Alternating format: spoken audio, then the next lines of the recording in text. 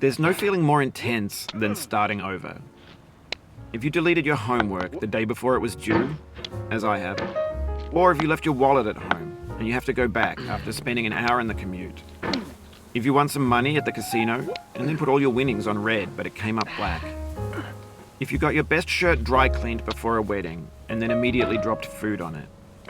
If you won an argument with a friend and then later discovered that they just returned to their original view. Starting over is harder than starting up. If you're not ready for that, like if you've already had a bad day, then what you're about to go through might be too much. Feel free to go away and come back. I'll be here. Alright, thanks for coming with me on this trip. I'll understand if you have to take a break at any point. Just find a safe place to stop and quit the game. And don't worry, I'll save your progress, always, even your mistakes.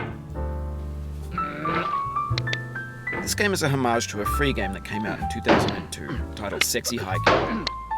The author of that game was Jazzuo, a mysterious Czech designer who was known at the time as the father of B games. And B games are rough assemblages of found objects. Designers slap them together very quickly and freely, and they're often too rough and unfriendly to gain much of a following.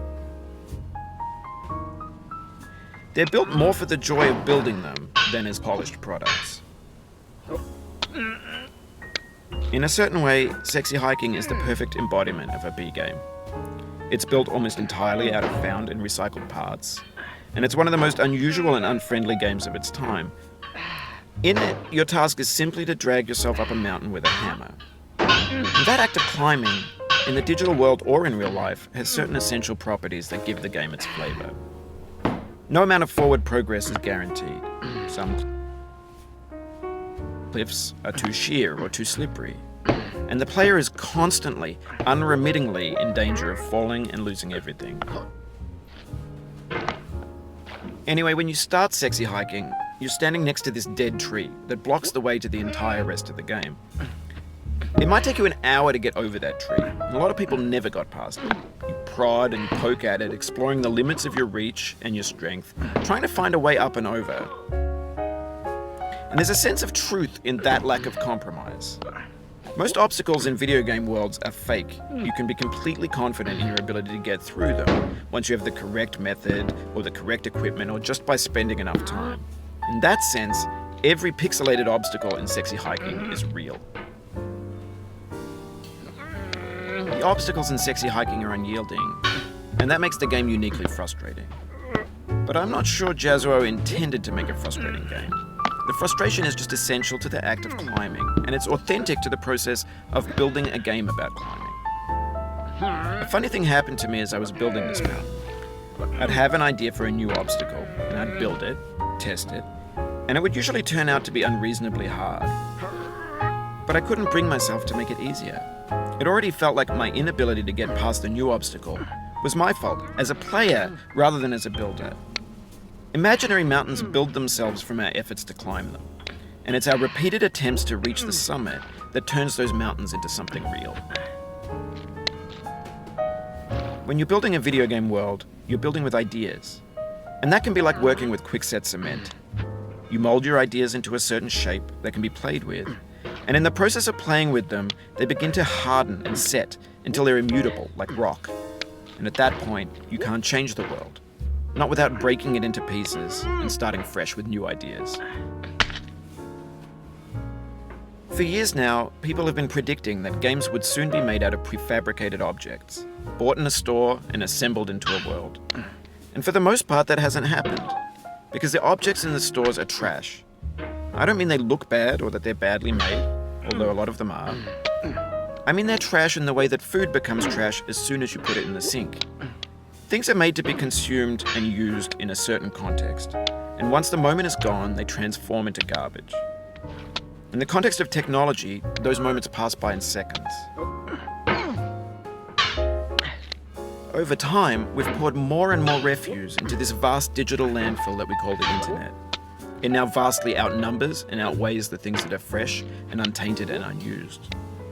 When everything around us is cultural trash, trash becomes the new medium, the lingua franca of the digital age. And you can build culture out of trash.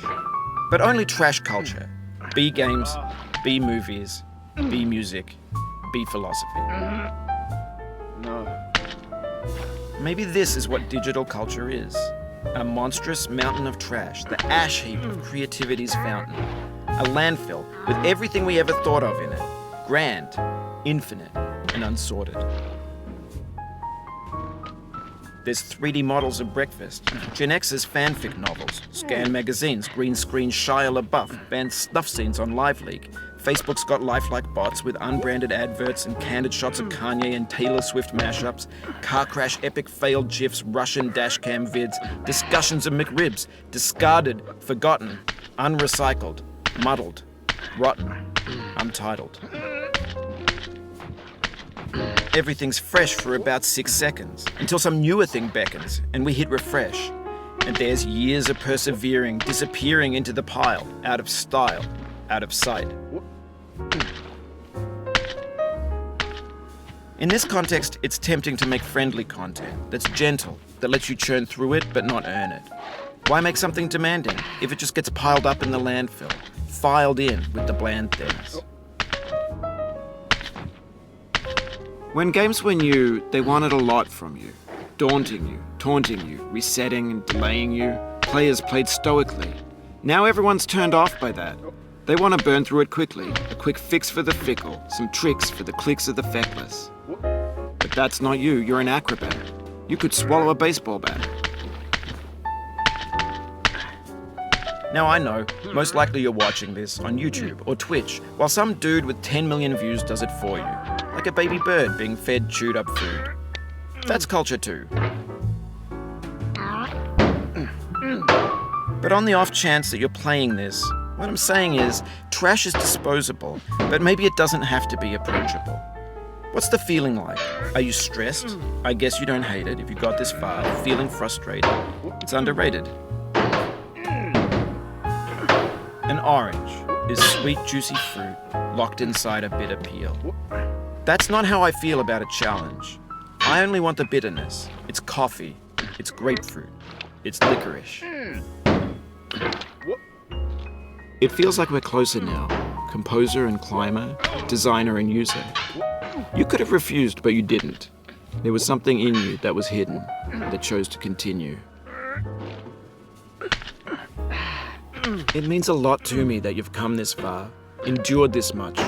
Every wisecrack, every insensitivity, every setback you've forgiven me is a kingly gift that you've given me. We have the same taste, you and I. It's not ambition, it's ambition's opposite. An obdurate mission to taste defeat. You'll feel bad if you win, so I put this snake in for you. Have you thought about who you are in this? Are you the man in the pot, Diogenes? Are you his hand?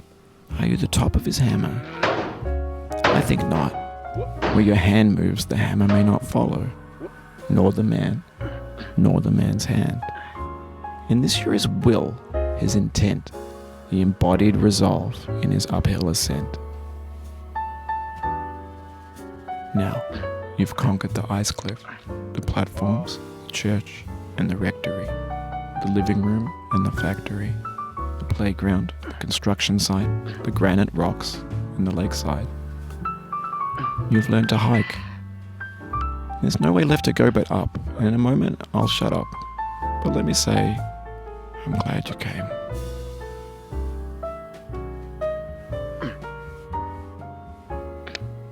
I dedicate this game to you, the one who came this far.